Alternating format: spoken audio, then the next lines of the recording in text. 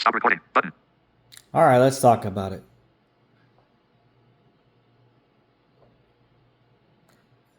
Some of us who had a guide dog, have a guide dog, or currently have a retiree guide dog, but use them as their intent for a mobility aid because it's exactly what it is. I can't speak for everyone, but when I hear stories where said dog, a handler and companion is what we call it, go to work and set people in either administration positions or peers will say hi to us and smile in our face and talk crap about our dog and how the dog shouldn't be with them, they don't like dogs, etc. If you're sensitive, turn this video off. Now here's the bomb. I don't care about your feelings.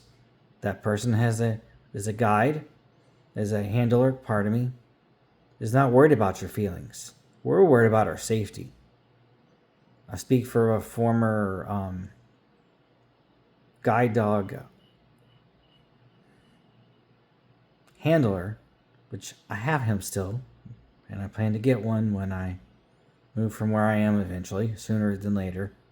That's kept to the vest. So what I stated, we're not worried about your feelings, we're about our safety. Why do we have a guide dog? Why do we take it to work? Why do we take it in restaurants? A dog allows us to move around obstacles. Example, when we're walking through the mall, we can move around people. If we know where we're going, we're using Aira or Be My Eyes, a visual interpreter app that can use our camera with live interpreters, people, or AI that's able to guide and in real time tell us where we are. The Gemini Live is. It's also available for the iPhone and native to an Android. Yes, blind people use Android. But this is not that video. There's plenty of us, and there's a YouTube called a Blind Android YouTube. Check it out. There's also a Telegram with that name and a list. So circling back, it isn't. You may not like a dog. You may think the dog's gonna bite you in the butt because grandpa's dog, a friend's dog, bit you in the butt. Hypothetically speaking, the neighbor down the street had a dog, so you have some phobia, which does mean fear. I'm not using appropriately, using the word as unfortunately it is used today. You may have a stigma, but the dogs that we have are trained. They're not trained by grandpa. They're not trained by uncle. They're not trained by sister. They're not trained by auntie. They're not trained by Montano. That's Tony Montano. They're not. They're trained by people who know what they're doing. These guides go with this, and they go where we instruct them to go. I don't look at when I had Winston as a guide. I don't tell Winston, yeah, Taco Bell man. And Winston knows where Taco Bell is on the Orange Avenue here in Florida, where I near work. It doesn't work that way. I have to tell Winston where to go. As I keep saying over and over and over and over and over and over, that if I told Winston to go somewhere, or he actually knew where to go, or we're close to it, as soon as he runs across a cat, I'm following the cat. Period. That's how distracted poodles get. They're smart too, but still, you gotta keep them on task, and other dogs as well. But our dog, to circle back, is there to be safety. We guide them. They catch, example, you right turners. who have no disregard for those who are actually crossing the street. Yeah, I'm looking at you. I don't want you to get up my comments and go, it's right on red. When there's a crosswalk and it's our turn to cross, you let us cross. Don't come at me. You've almost hit a few of us. While you're sexting, texting, and you know better. You could do that hands-free. Besides, what if you miss us and hit a vehicle? You're not knocking the boots, are you? If you're up in the hospital, you're supposed to be focusing on the road. And you're supposed to be obeying the traffic laws. And I don't want to hear it. So with that said, to sit there and talk crap behind our back because of our dogs offend you, you know what?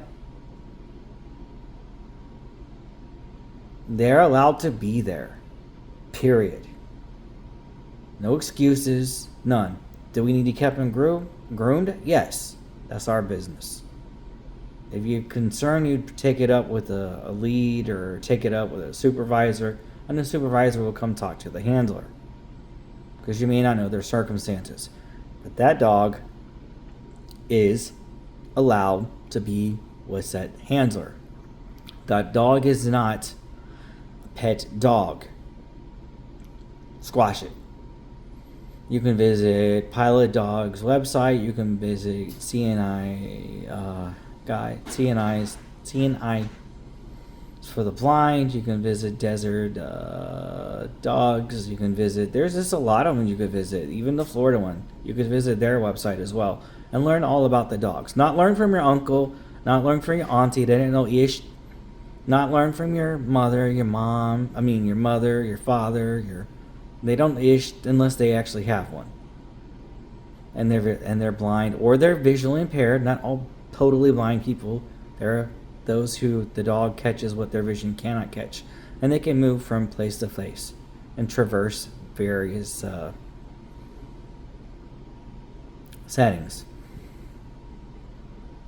So, to sum this up, do not sit there and oh my god, the dog came into the restaurant, girl. I'm trying to. Oh, it's disgusting. I'm afraid he's gonna reach out and get my lasagna. He walked by. He contaminated. He looked at. He just contaminated my lasagna. I'm sitting up in Red Lobster. I'm trying to tell you. Up in Olive Garden. I'm trying to tell. What's that guy? What the hell is he? It's gonna interfere with my spaghetti I ordered. Here comes the witch. The dog's presence is gonna contaminate everything. Get that dog up out of here. Should be outside. That culture's gotta go. Period. We're not worried about your feelings. The dog has a right to be there. Sometimes I wonder if you had a right to be there, the way some of you act. Alright then. Like, comment, check out the laws. Because the laws supersede your feelings. Your feelings are none and void. Meaning they don't have a place when it comes to guide dogs. Have a nice day.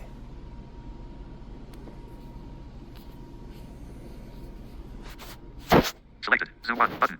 Pause button. Stop recording button.